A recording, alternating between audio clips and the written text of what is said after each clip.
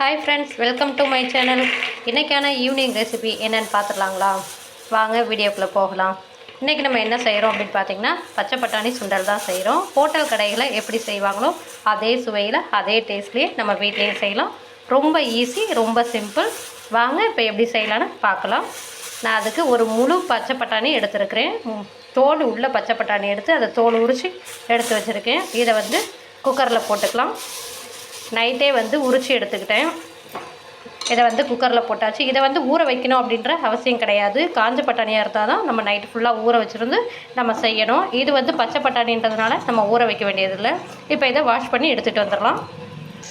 பட்டாணி நல்லா கழுவி எடுத்தாச்சு. பட்டாணிக்கு தேவையான அளவு நம்ம தண்ணி ஊற்றியாச்சு. இப்போ உப்பு போட்டுக்கலாம். உப்பு ரொம்ப அதிகமாக போட்டுறாதீங்க, பார்த்து கரெக்டாக போட்டுக்கோங்க. உப்பு போட்டாச்சு. இப்போ இதை குக்கர் மூடியை போட்டு நம்ம மூடி வச்சிடலாம். ஒரு 4 விசில் வர வரைக்கும் நம்ம வெயிட் பண்ணுவோம். குக்கரை நல்லா மூடியாச்சு. இப்போ இதை அடுப்பில் வச்சுக்கலாம்.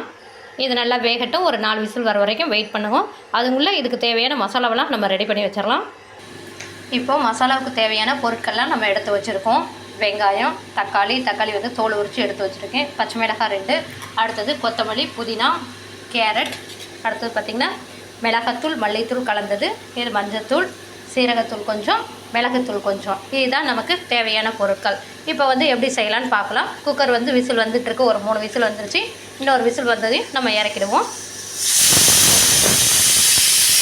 குக்கர் 4 விசில் வந்துருச்சு. நம்ம இப்போ இறக்கிக்கலாம். இப்போ ஒரு பலார சட்டியில் எண்ணெயை ஊற்றிக்கலாம். இப்போ பலார சட்டியில் எண்ணெய் ஊற்றிருக்கோம். எண்ணெய்லாம் நல்லா காஞ்சிருச்சு. இப்போ கடுகு பருப்பு போட்டுக்கலாம். கடுகு நல்லா பொரியுது. இந்த ஸ்டேஜில் வெங்காயத்தை கொட்டிக்கலாம். வெங்காயத்தை போட்டு நல்லா கிண்டிக்கலாம். வெங்காயம் நல்லா வணங்கட்டும். வெங்காயம் வணங்கினதுக்கப்புறம் நம்ம தக்காளியை போட்டுக்கலாம். இப்போ கட் பண்ணி வச்சுருக்கிற தக்காளியும் போட்டுக்கலாம். இப்போ இது ரெண்டும் நல்லா வணங்கட்டும். நல்லா வணக்கிடுவோம். கொஞ்சமாக உப்பு போட்டுக்கலாம். வெங்காயமும் தக்காளியும் வணங்குறதுக்கு மட்டும் நம்ம உப்பு போட்டுக்கலாம். ஏற்கனவே பச்சை பட்டாணி வேக வைக்கும்போது நம்ம உப்பு போட்டிருக்கோம். அதனால் உப்பு அதிகமாக போட வேணாம். உப்பு அதிகமாக போட்டோம்னா கச்சிடும். இது தக்காளி வெங்காயம் சீக்கிரமாக வணங்கி வரத்துக்காக நம்ம இந்த உப்பு போடுறோம் நம்ம. ஓகே, நல்லா வணங்கட்டும். கொஞ்சம் நேரம் வெயிட் பண்ணுவோம். கொத்தமல்லி, புதினா எடுத்து வச்சுருக்கிறத கொஞ்சமாக நம்ம போட்டுக்கலாம். கொத்தமல்லி புதினாலும் வாசம் கொடுக்கும்.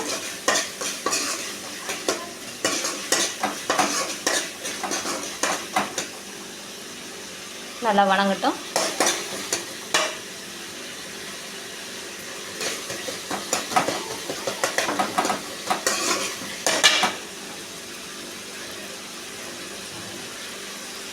இந்த அளவுக்கு வணங்கினதுக்கப்புறம் கொத்தமல்லி தூள், மல்லித்தூள், அடுத்தது மஞ்சத்தூள், பெப்பர் பொடி, சீரகப்பொடி எல்லாமே நம்ம எடுத்து வச்சுருக்கோம் பார்த்தீங்களா? அது எல்லா தூளையும் நம்ம இதோட போட்டுக்கலாம். போட்டு நல்லா மிக்ஸ் பண்ணி விட்டுக்கலாம்.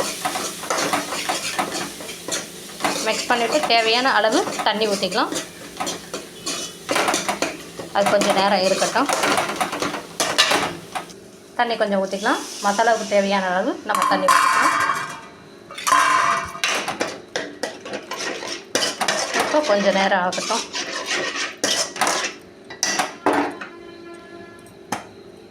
இப்போ நம்ம வேக வச்சு எடுத்து வச்சுருக்கிற பச்சை பட்டாணியை நம்ம இதோட கொட்டிக்கலாம். Cooker whistle அடங்கிடுச்சு. இப்போ குக்கரை நம்ம ஓப்பன் பண்ணிக்கலாம். பாருங்கள், நல்லா சூப்பராக பஞ்சு போல் வெந்திருக்குது. எடுத்து காமிக்கிறேன் உங்கள்கிட்ட. சுடுது. இதை பாருங்கள், இப்போ அமுக்கணும்னா அப்படியே நல்லா சாஃப்டாக வந்துடும். அப்படியே வந்துடுது பார்த்தீங்களா?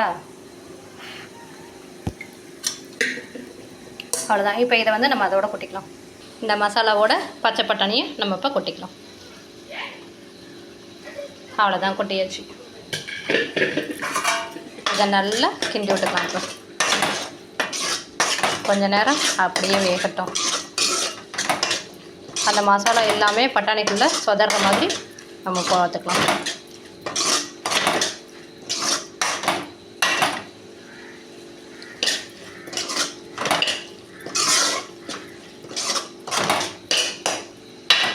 மீதம் இருக்கிற கொத்தமல்லி புதினாவையும் நம்ம இதோட சேர்த்துக்கலாம்.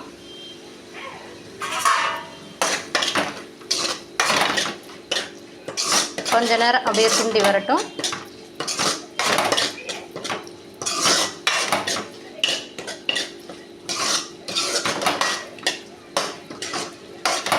மசாலாவும் இந்த பச்சை பட்டாணியும் ஒன்றா நல்லா மிக்ஸ் ஆகி வரணும். பாருங்கள், பார்க்கவே எவ்வளோ சூப்பராக நல்லா கலர்ஃபுல்லாக இருக்குதுன்னு.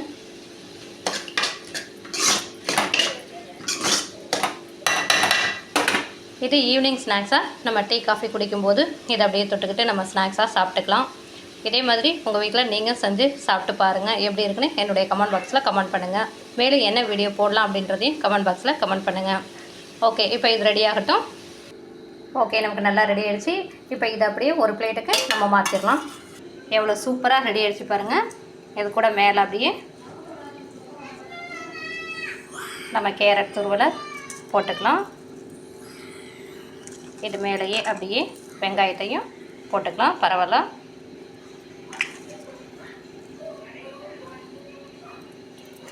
அடுத்தது பார்த்திங்கன்னா கொத்தமல்லி கொஞ்சம் இதில் போட்டுக்கலாம்.